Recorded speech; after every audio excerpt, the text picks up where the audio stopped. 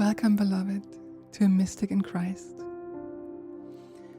This podcast is here to help you remember yourself as one beloved of God. Each word is offered to help you feel how deeply seen, held, and chosen you truly are. Because in reality, nothing stands between you and the presence of love.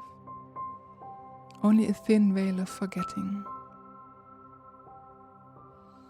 May these moments together be a bridge to remembrance, lifting the veil and carrying you home into the arms of love you never left.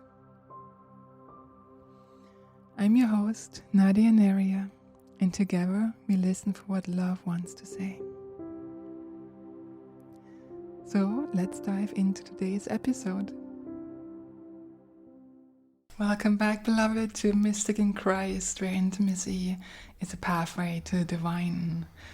Today I'm here with my sister Alyna Sophia, who is a high priestess of the Magdalene order. She's also a shamanic healing practitioner and a womb wisdom keeper. It's so great to have you. Welcome, Alyna. Thank you, my beloved sister, for inviting me. It's such an honor to be here with you. And so yesterday you held a Mary Magdalene ceremony at a Echo temple in Stockholm in honor of her feast day, just like you did last year. And I just want to share this. It was an incredible ceremony. And whenever we meet, we have like incredible moments of like presence of Magdalene, Isis, Yeshua coming through. And it's so powerful. Like we're just activating each other. I remember last midsummer when we were at a retreat center in Sweden and we had just met and we remembered like, oh, you're also a Magdalene priestess, and we just like had this joy of finding each other again in this lifetime. But then you anointed me. We were sitting on this rock and you were anointing me, and as you were anointing me you were looking into my eyes, and I remember you started crying and you were like, I remember your smile, like I remember your eyes, I've seen you before, and it was like tears, and it was like such an heart opening.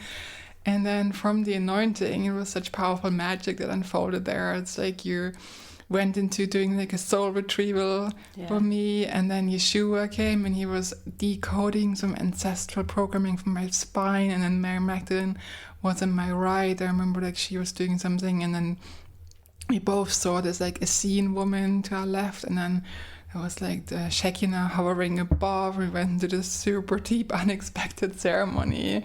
And then later Yeshua like whispered to me that we planted like light codes into the rock there for us to find and pick up. And it feels like every time you meet, like something incredibly powerful and transformational happens. So you really are a priestess, and I feel so honored to know you. So maybe we just begin by telling us how you went from sort of being like a more normal Swedish woman, like we worked as a hairdresser and a beauty person, and then now you're a priestess of Magdalene. Will you tell us about your journey and how you got there? Yeah, so I started at a young age as an apprentice, as a hairdresser, and I had my own fancy salon at Östermalm for over 10 years, where I had a hairdresser and a spa. And then things happened in life and I got really burned out because life told me that this is not my way anymore. Then I had a lot of people, because I had lost my own ability to see and feel my way forward. So I had a lot of people coming and telling me what they saw in me and guiding me. So I'm very grateful for that, because I had lost the belief in myself, and I was searching that for years, like what I'm here to do. So I was called to the shamanic path and just a bit after to the priestess path, and I was like, thought that they were two different paths, and it's just one unfolding path where the womb wisdom came true too. So it was true dreams. Spirit came through dreams, and I traveled a lot through my dream world, and spirits came and talked to me, and so many different things happened that I went into a mode where I needed to be isolated for years, because I was getting such a strong initiations that my body was not doing well, and I became so sensitive to energies. It was just like me. We both had this like burnout initiation almost, wasn't it? Like, because for me it also started like I feel like I've always been on a very spiritual path. I've always been super sensitive, but it feels like those years when I was extremely burned out, that was also like a portal basically for me to go full into my spiritual purpose, sort of my calling, and Yeshua came much more strongly then.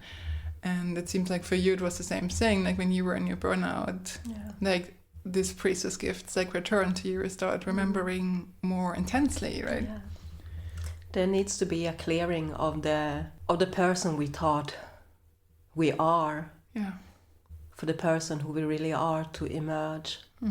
Yeah. So maybe what we think is our breakdown is our breakthrough. Yeah, exactly. And that is one thing that Mary Magdalene is here as a way shower and teaching us.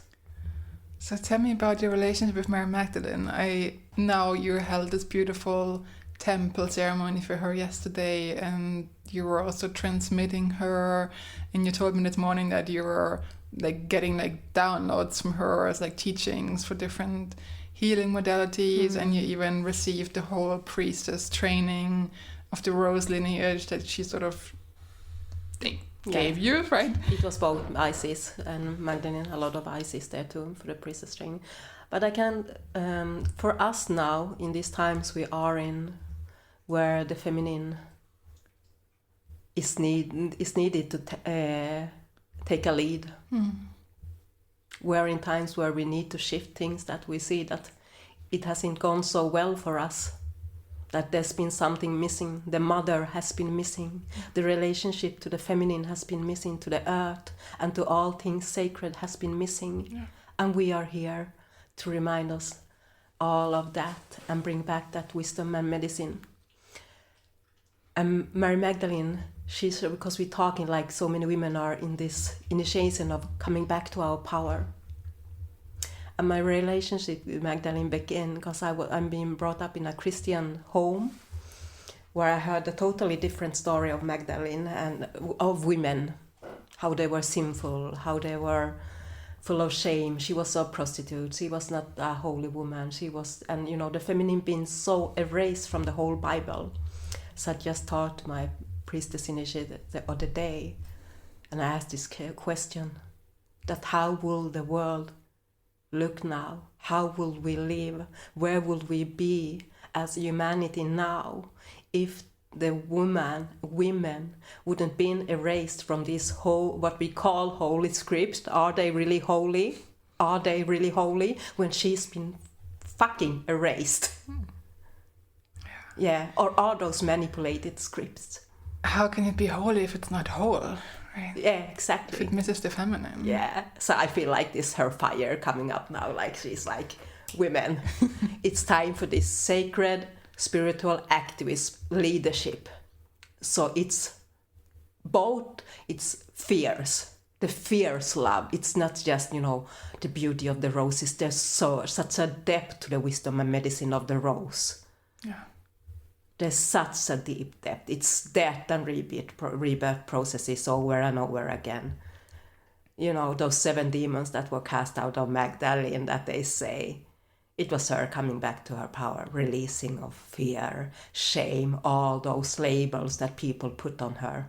And women in general at the time. Women in general in that time. And still today, we are doing that. I'm feeling like shivers now, because she's here. Like, women, free yourself so you can be what you came here to be. And that is my, so she's here to teach me that, so I can transmit that forward. So it's been a journey for me to unlock my power, to release these fears and limiting patterns and where I've been believing and not believing in myself. I love what you said yesterday in the circle also about how it's so important to root our love also in the womb, because it's so much about the heart. And yes, it is about the heart. And if we're only like in the heart, it just becomes this like, ooh, like it's ungrounded, boundaryless love, you know, it's just, but we need to like ground that love from the heart in our womb spaces or in the hara to be like fierce and grounded and radically like non-compromising. Like, I love to talk a bit about that, because as women we are already heart-centered beings, and then of course life can numb us, make us close, and but naturally we are like more centered in the heart. And many who come to the, like, let's call it spiritual path, or being a good girl, that's the same to oh, I'm just so open-hearted, I'm just feeling love for everything, and that is so beautiful to do that. But where does that come from? Is it really rooted in deep self-love, in really deep devotion to who you are and to what you are here to bring forward, to your roots, to your wisdom, to your innate power? So when we are, transmuting so much love and bringing this forth, there needs to be these boundaries. And knowing our deep yes and our fierce no or soft no, that we know how to first and foremost love ourselves. Not just, give, that this love comes from this cup, and the cup needs to have a container where it is rooted. And that cup for me, that holy chalice, it is in our womb. And so many of us are here to find our voices and thinking that we work with our throat. No, you need to come to your womb to find your true voice. Yeah. This is the seat of our throne. For women, we're sitting on our throne. Yeah. And the womb and the cervix is so connected to the throat. I mean, it's like when you really connect to your cervix and your womb, you connect to your throat, you open your throat. It's like it's deeply connected. So it's like you said, finding our voices starts with taking that seat in the womb. Yeah. And you have a very interesting journey with your own womb wisdom. Also, you're a womb wisdom keeper. And you're also a shamanic womb healer. So tell us about that journey. Like, how did you learn about that? How did you remember that? Yeah, it was around almost 17 years ago. I got a really big myoma in my womb, and I went to the doctor, and I was quite new in a relationship, and they said I need to do a hysterectomy, to take away my womb. And it was a shock to hear that. Like, it was like no feelings. Like, it was just, you have 2 children already and you can't have any more children after this. And something just felt so off. I didn't really at that time were so connected to the spiritual and the power of the womb wisdom and our all the medicine and gifts and we carry within us. But it just felt, I said no. I started crying and I said, okay, let's find into it. Maybe we can. And then I really heard Spirit saying, like, you need to heal this with other women. So I started going to women's circles and then came out this training as a womb priestess, and I just felt yes. So I still have my womb and the child that they said that I couldn't get. I got a son just, 9 months after that. They were telling me that. So when Spirit has a plan, but it was my way of coming back and healing and connecting to the feminine wisdom and medicine and knowing in our bodies. So I had that several times, especially when I've been carrying a child, that when the doctor said something, I said, no, this doesn't feel true. And I'm so glad I heard that, because that happened with my second child too, that they said something, I was like, no. So it was a reminder of us women to listen to our bodies. And it came, I really heard the voice, you need to heal this with other women. So I done different trainings with womb healing and been practicing it with myself, and now I'm here to initiate other women into the womb healing, wisdom and medicine, because I think that is one of the most profound, deepest paths now for us to come into our sovereign power as women, come home to ourselves. And what do you do in the womb wisdom womb shamanic healing training, like what are you exploring together there? First is the journey of ourselves to see where we've been hiding and where we're still carrying wounds and shadows or heaviness and grief that needs to be released, that's holding a grip of us still, to release that. And to go really into deep healing, we can't do it alone. We need a sisterhood, a container who can guide us, who can hold us, so we can really go. So I've been seeing this in my trainings and in my circles, that this is when how the women are witnessing and saying that I couldn't done this alone, I need you. So it's a journey of ourselves, and then channeling the divine presence, that being the open channels. I have seen that it's so much of the presence, and of course there are different ancient Taoistic modalities and practices that has come to me, and I've been learning that we do. So it's different journeys and practices, but it's need to be embodied wisdom. It's not just something we read or learn a technique. For me, medicine needs to be embodied, that we've done our own journey and transformed something, because then it becomes real medicine, and we all have our own unique touch and blend of that. So that's why it becomes the right keys for the right people to open up, unlock, and be the guides for them. And there are so many women now, because we are both releasing ancestral fears, traumas from our wound, just as well gathering back the ancestral medicine we carry. And I had such a beautiful journeys where there, and ancestors have come and talked to me through my womb and visions. So I have journeys for that I created from those visions. And you also have a priestess training, like a Magdalene priestess training, right? Yeah. 13-month initiatory journey to activate women into their roles as Magdalene priestesses. Maybe you can just talk about what that training means to you in the different stages of the rose you're going through. Yeah. It's the path of the rose. Maybe we begin with that. Like, what does it mean, the path of the rose? Like the Magdalene path of the rose. Like, why is it called the path of the rose? And then like the different roses that you're taking women through. So the path of the rose, it's an ancient lineage that can be traced back all the way to Inanna and Sumeria. And it's the path of Venus.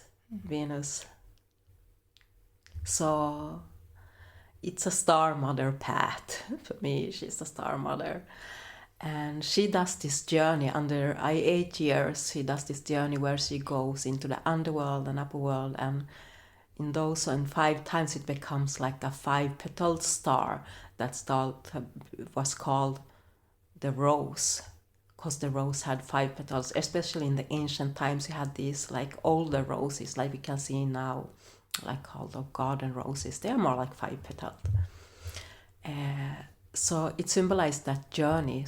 And it is said that the wisdom and knowledge of the ancient mysteries is hidden in symbols and codes. So we see a lot of these symbols and codes. So the rose is a symbol and a code. So, and as I said, it's of this death and rebirth journey. So we start with the black rose, because all these different colors of the rose hold different medicine. So all these women in this priestess training, they are journeying with the different roses and learning the different codexes and transmissions of that rose. And with the black rose, we start the death process of what needs to be cleared and fall away for us to start this path. So we need to do a deep journey to the underworld, and they were actually, I guided them on a journey of Inanna, where they traveled these 7 gates, and it's like this initiation path to see in each gate what they need to leave behind. So step forward on this path, and it's also about connecting to the ancestors. So I'm going just briefly through every rose. And in the white rose, it's a lot of purification. So in the black rose, we've been letting go of that, and then comes this there comes this rebirth too, with the cleansing and connection to the divine, to our divine guides. Because when we've been clearing and are open, then we can receive the guidance too. And then we go into the pink rose, and the pink rose is so much about self-love, this deep embodied self-love, where we again are called to see and journey into those shadow places where we are not holding ourselves in such a deep love. Accountability, boundaries, our holy yes. Do we dare to be fully us? And about elemental wisdom and each rose hold different aspects. We work in the pink rose, we work a lot with Lady Nada, Kuan Yin, and Mary Magdalene too. And then we go into the red rose, where Mary Magdalene comes really forward and teaches us about the blood mysteries, the womb wisdom, the sacred sexuality, daring for us to be sensual, life-filled, sexual beings, that is our life force and our magnetism, because we've been dimmed that down. I know I've been doing that. And and we need to liberate that power. And not just for others to see, but as a life force that it's a fire that burns through what is not holy and sacred, both within me and with those that I meet. If they come into union with us when we are in that red rose power, it is a fire where we see more clearly. So there's a lot of passion and fierceness and Kundalini, shakti, Let's talk about Kundalini. That was like the 4 stages, right? The black, the white, the pink, and the red rose. So those are the main roses, and then you have the blue rose, there's a golden rose, and there are different like colors too, but those are the main that I feel like are easy to talk about here and to take in before you so it's like walking with these 4 roses and embody those, the wisdom and codexes of them fully isn't more than enough, because they hold all the colors of the other rose. The blue rose is more like cosmic wisdom and cosmic connection. So with that I work with the blue rose. I work a lot when I work with the Akashic readings and and in the dream world. So I work with that and I see that the frequency of the blue rose is much more there. Okay, and what's the golden rose representing? It comes more with the queen energy, and Isis is there a lot. She is in the red rose too and on the whole path, but it is really about that solar goddess energy and transmuting this solar flare powers and wisdom and magic, bringing things back to life. Transmuting that fire of love. So Isis is the goddess of love and resurrection, who remembered who brought her dead husband, her slain husband, Osiris, back from the dead by making love to him, right? So she's really the goddess of magic and sacred sexuality also. And I think, as we both know, like there's like an Egyptian tantric power, and Yeshua and Magdalene have like received initiations from Isis in Egypt also. And maybe you can talk a little bit about that. Like, I know that you and I have both had like past life memories also of working with Magdalene and Yeshua, and you even like described to me like many times how you remember like how Magdalene looked and felt like to you in your like visions or dreams. Maybe you can share about that. So she's a beloved sister, and it's so beautiful how you and me unlock these codes. We need sometimes people that help us to remember. And my last now with Magdalene was just less than a week ago. I've been being in a time where I've been feeling like heartache and that things need to shift, that I've been carrying for a while, actually from my ancestral lineage, about receiving love and what real love is, and giving that love to myself and honoring that. And Magdalene is called the healer of the heart, and so called her in. come, take this heaviness and pain I'm feeling and help me. And just I left it there and I went on with my ceremony, and all of a sudden I'm in the kitchen, I'm starting to sing like with such a devotion, and I don't even remember what I'm singing, and then I feel her like stepping forward. She's reaching her arms to me and we start to dance.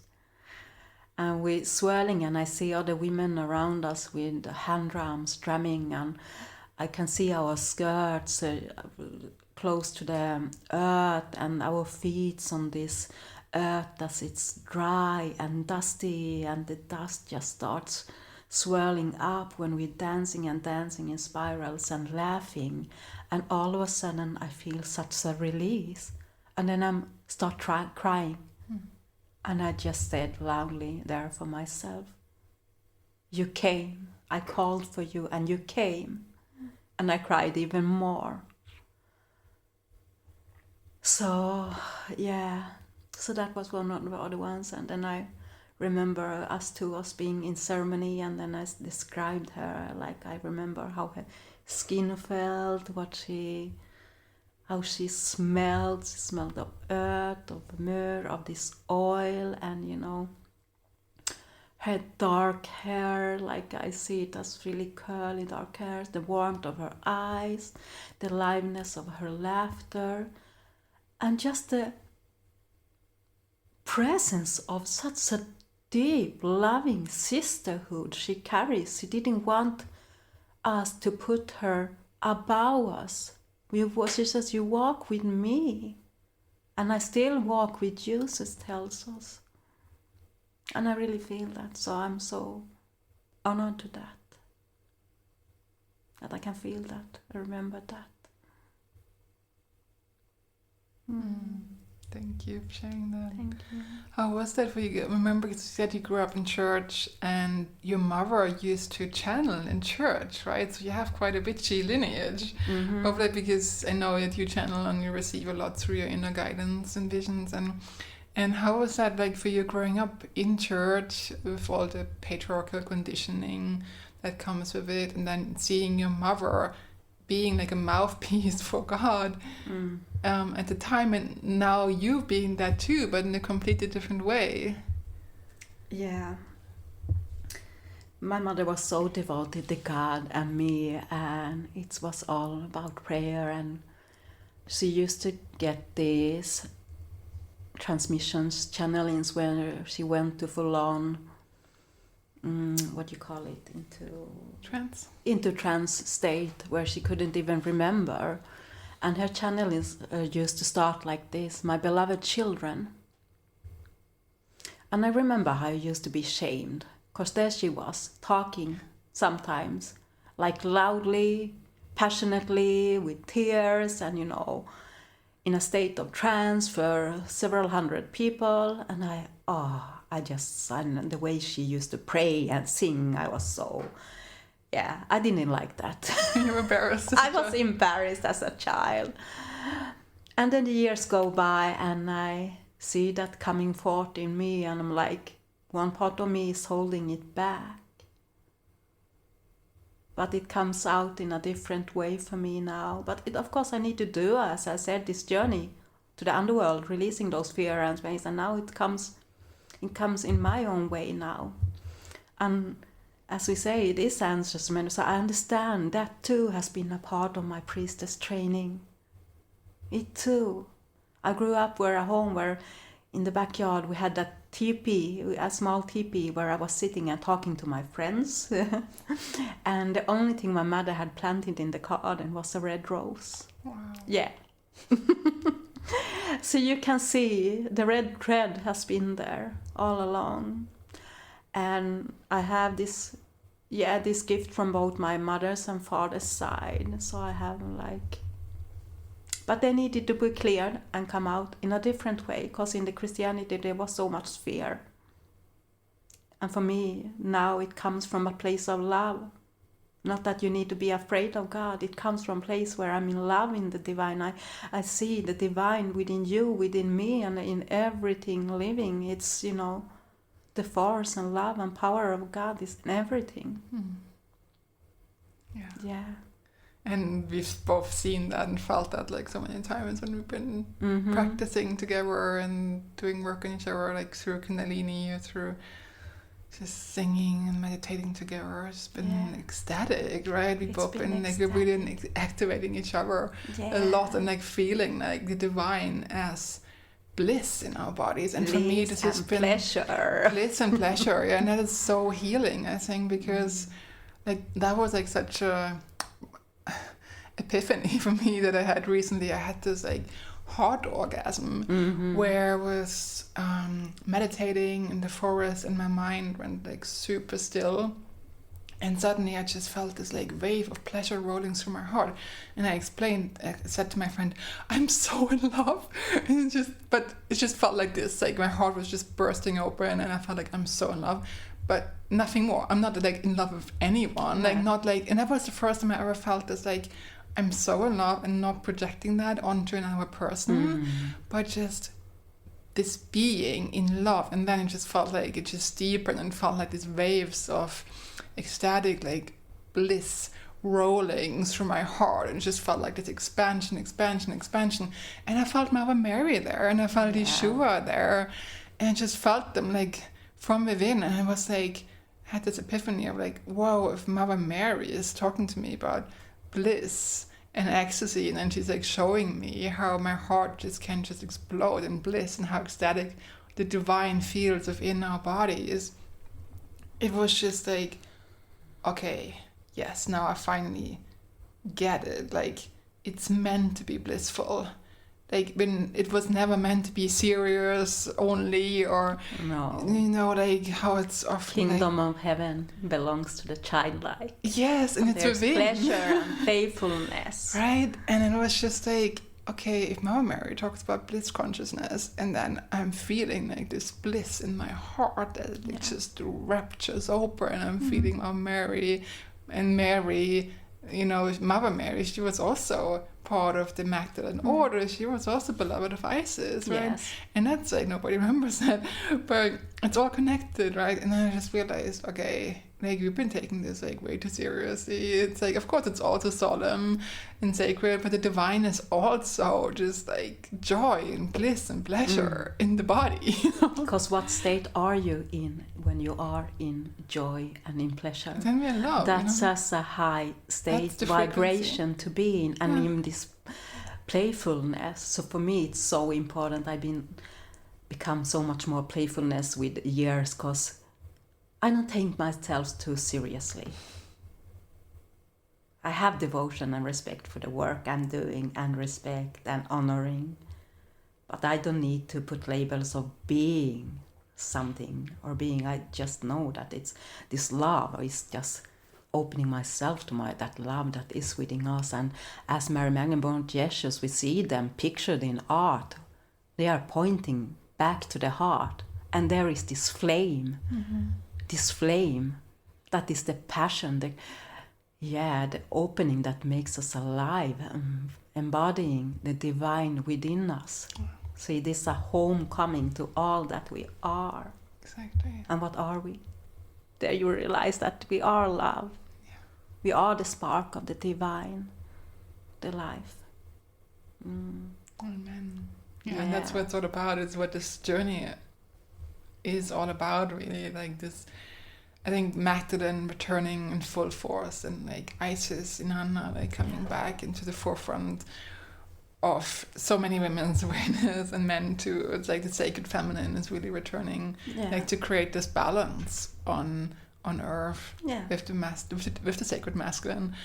And I think this is what this is all about. What's really happening now, that we are seeing like the first light of dawn of this next sort of golden age of like this collective great awakening of humanity that's happening right now. And I think that's why so many women are remembering the heart and the womb and the divine within. Like that is really also the purpose of being a priestess. At least for me, it's like not just serving the divine, not just being in service to love, but really an act of divine remembrance, that ultimately what we are devoted to is what we are becoming. Yeah. And we are becoming that love, embodying that love light within us, like becoming living vessels for that. Yeah, so not just take that priestess on as a title. Yeah. It's a way of living, a way of being, the way you're. It's just your presence and resonance and vibration already. That's half of the work. Yeah, I think that's what Yeshua keeps telling me. It's really about your embodiment. Yes. Embodying that frequency, and that's what he and Magdalene did. I mean, when they walked the earth as priests and priestesses, like they had their own Christed embodiment, and it was really from that place that they were teaching and living. And I have to add that it's not about perfection.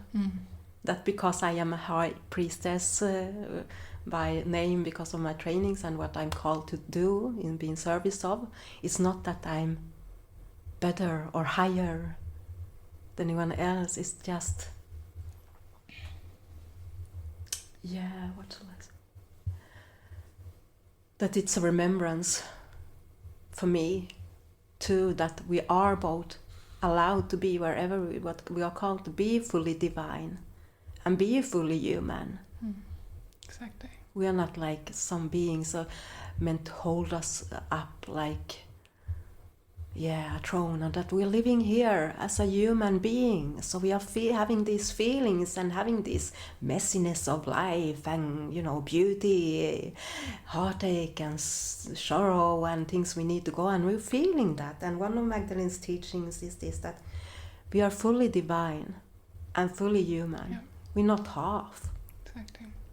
I don't need to be like fully like a divine being. I'm here to live this path as a human person. But also remember that I am not disconnected from the divine, that in that humanness I am a divine being. Yeah, I think that's what this path is all about, really, the remembrance, that sacred union of remembering that we're fully human and fully divine. Yeah. That's what Yeshua and Magdalene embodied, and that's what they're calling us to remember, that we are fully divine and also fully human, and not less sacred for being fully human. And it's like Yeshua wants to be known as fully human too, and known as like not less sacred for being human, but more so. And I mean, he often referred to himself as the Son of Man, the Son of Humanity, like fully embodying his humanity and remembering his divinity fully. And I think that's what this path is all about, like for everyone who's walking in. And that's why it's so easy to relate to them, because they were not like only gods and goddesses that we can have in different mythologies and different like traditions that come and show us different aspects of ourselves and can be beautiful guides. But they lived here on earth. They walked upon earth, lived human lives as we. They faced fear, they faced terror, they faced the pain of being rejected, misunderstood, betrayed, labeled as demonic, and I've been having that, those wounds and pains too. Yeah, I mean, even Jesus was accused of working for Satan, right? And the Pharisees were coming like, well, you're casting out demons, but this is Satan. And they were like, well, the house divided itself can understand, like, why would Satan cast out demons? It's like, but even he was accused of that. And I just find that very interesting. So what's coming up for you now? If people want to, someone who's living in and around Stockholm and wants to join one of your trainings or work with you one-on-one in sessions, like how can people do that?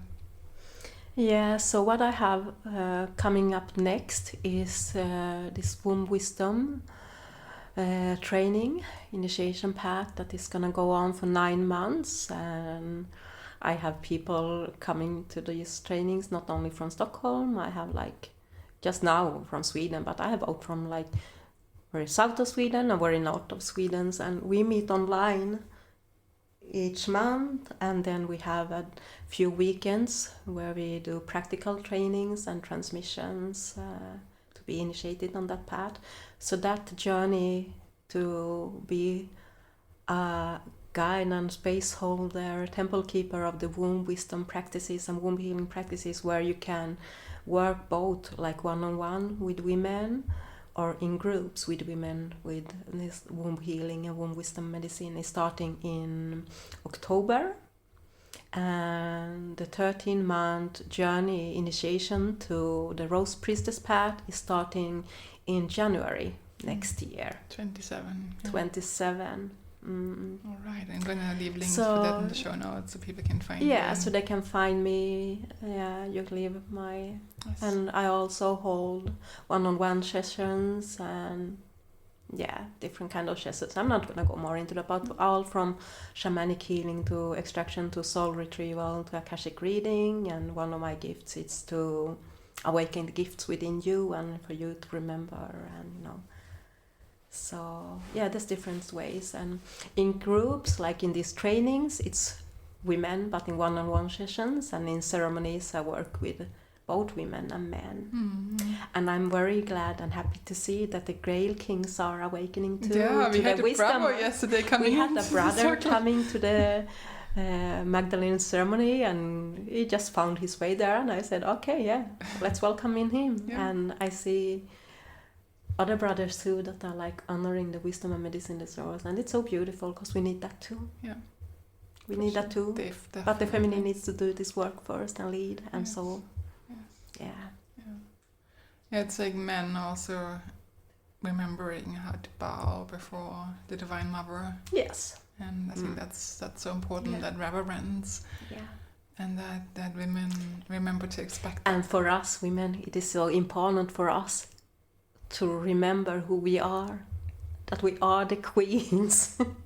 We are the sovereign women. We are the one who loves ourselves so fiercely that we don't, the games of the wounded masculine, we're not going into those anymore. And the wounded feminine. And the wounded feminine either within us. Yeah.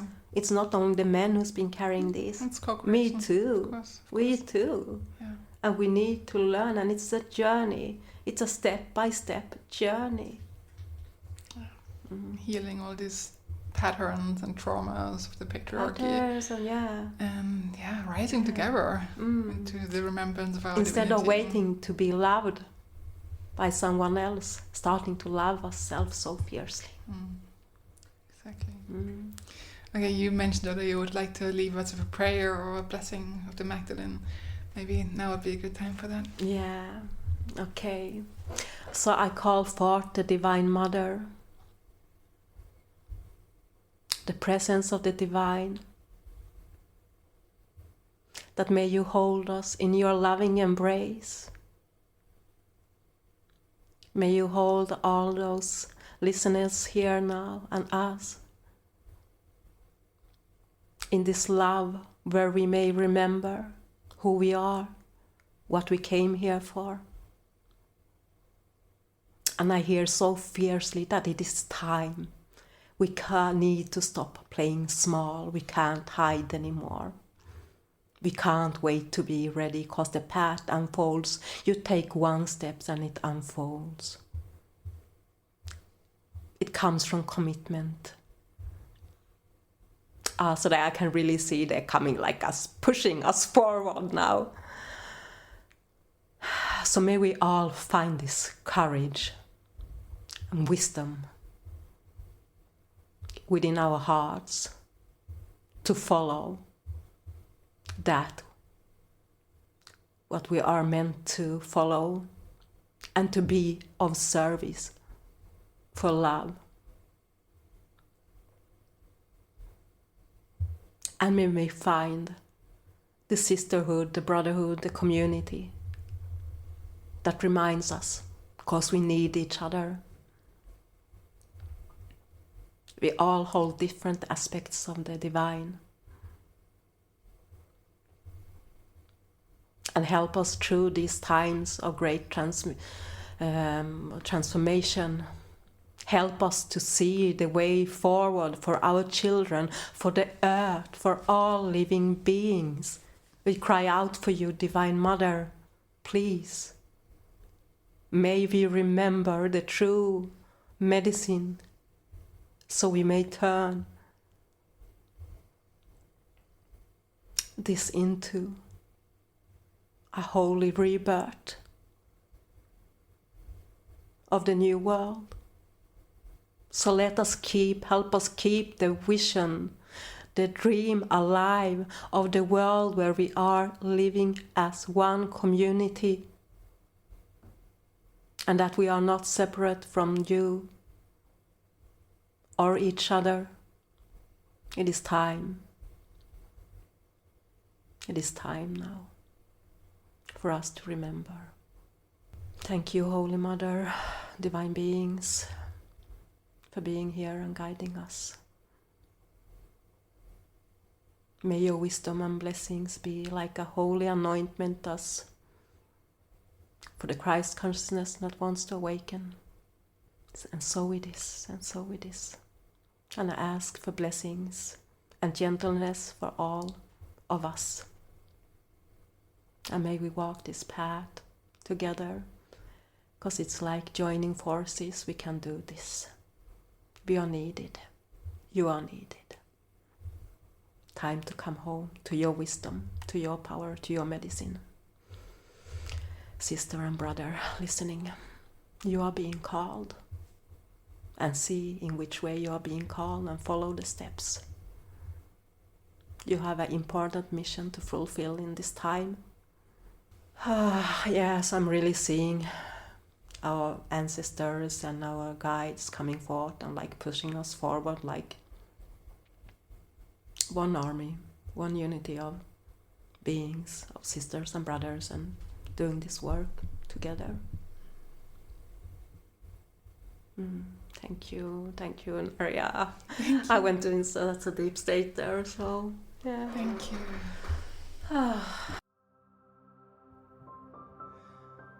So now, beloved, let these words seep like warm oil into the old wound that whispers too much or not enough. Remember, you are never alone. You are eternally held. And if this episode nourished you, please leave a review and subscribe. It helps this podcast grow and reach more hearts ready to remember love. If you wish to drink even deeper, join our community over on Substack for more intimate stories, love-drenched poetry, and sacred fire. You can find us at nadianeria.substack.com, and I'll also leave a link in the show notes for you. Until next time, may you remember your own sacredness. May you rest in the everlasting arms of love. And may you breathe as one beloved of God.